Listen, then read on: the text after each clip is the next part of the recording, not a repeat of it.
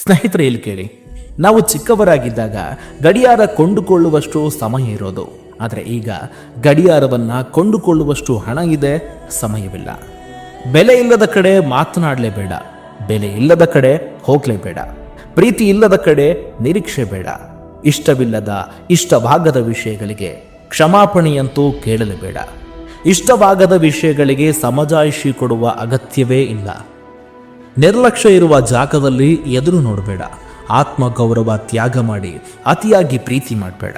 ಹೇಳನವಾಗಿ ಕಾಣುವವರ ಮುಂದೆ ಕಣ್ಣೆತ್ತಿ ಇಣುಕು ಹಾಕಬೇಡ. ನೀನು ಭಾರವಾದವರ ಹೊರೆಯಾಗುವವರ ಮುಂದೆ ಅಭಿಪ್ರಾಯವಂತೂ ಹೇಳಲೇಬೇಡ. ನಿನ್ನ ದೂರ ಇಡಲು ಪ್ರಯತ್ನ ಪಟ್ಟವರಿಗೆ ಹತ್ತಿರವಾಗೋದಕ್ಕೆ ಮತ್ತೆ ಪ್ರಯತ್ನ ಪಡಬೇಡ. ನಿಯತ್ತು ಪರಿಶ್ರಮವನ್ನ ಗುರುತಿಸಿದ ಜಾಗದಲ್ಲಿ ಒಂದು ಕ್ಷಣವಂತೂ ಇರಲೇಬೇಡ.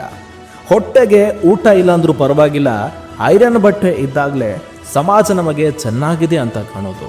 ನಿಯತ್ತು ಪ್ರಾಮಾಣಿಕತೆ ಇರುವ ವ್ಯಕ್ತಿಗೆ ಮೋಸ ಮಾಡೋದು ಅಂದರೆ ಕೈಯಲ್ಲಿರುವ ವಜ್ರವನ್ನು ಕಡಿದುಕೊಂಡು ಕಲ್ಲನ್ನು ಇಟ್ಟುಕೊಂಡಂತೆ.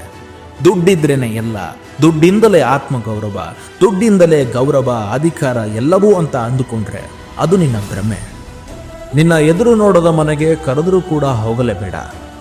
ನಿನ್ನದಲ್ಲದ ವಸ್ತುವೇ ಆಗಿರಲಿ, ವ್ಯಕ್ತಿಯೇ ಆಗಿರಲಿ, ಅದರ ಮೇಲೆ ಅತಿಯಾದ ಆಸೆಯನ್ನ ಜೀವನದಲ್ಲಿ ಇಟ್ಕೊಳ್ಬೇಡ. ಯಾವತ್ತೂ ಸೋಲನ್ನ ಒಪ್ಕೊಳ್ಳೇಬಾರದು.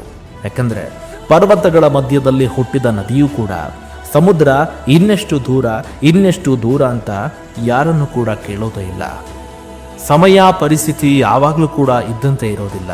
ಅದಕ್ಕಾಗಿ ಯಾರನ್ನು ಕಡಿಮೆಯಾಗಿ ಕಾಣಬೇಡಿ, ಯಾರನ್ನು ಹೀಯಾಳಿಸಬೇಡಿ. ಪರಿಸ್ಥಿತಿಗಳು ಬದಲಾಗುತ್ತೆ, ಕಾಲವೂ ಕೂಡ ಬದಲಾಗುತ್ತೆ, ವ್ಯಕ್ತಿಯ ವ್ಯಕ್ತಿತ್ವ, ಘನತೆ ಎಲ್ಲವೂ ಕೂಡ ಬದಲಾಗುತ್ತೆ. ನಾವು ಎಷ್ಟೇ ಶಕ್ತಿಶಾಲಿಗಳಾಗಿರ್ಬೋದು, ಆದರೆ ಸಮಯ ಅನ್ನೋದು ನಮಗಿಂತಲೂ ಶಕ್ತಿಶಾಲಿಯಾಗಿದೆ ಅನ್ನೋದನ್ನ ಯಾವುದೇ ಕಾರಣಕ್ಕೂ ಮರೆಯಲೇಬಾರದು. ಆದರೆ ಇರುವ ಸಮಯ ಎಲ್ಲರಿಗೂ ಕೂಡ ಒಂದೇ ಆಗಿರುತ್ತದೆ ಅನ್ನೋದನ್ನ ಯಾರು ಕೂಡ ಮರೆಯಬಾರದು. ಸಮಯ ಕೂಡ ಬದಲಾಗುತ್ತೆ ಅನ್ನೋದನ್ನ ಮರೆಯಲೇಬಾರದು. ಪದೇ ಪದೇ ಅದೇ ವ್ಯಕ್ತಿಯನ್ನ ಹೀಯಾಳಿಸಬಾರದು, ಅವಮಾನಿಸಬಾರದು. ಯಾರಿಗೆ ಗೊತ್ತು ಅವನ ಮನಸ್ಸಿನಲ್ಲಿ ಅವನು ಇನ್ನೆಷ್ಟು ಭಾರವನ್ನ ಹೊರ್ತಾ ಇದ್ದಾನೆ ಅಂತ.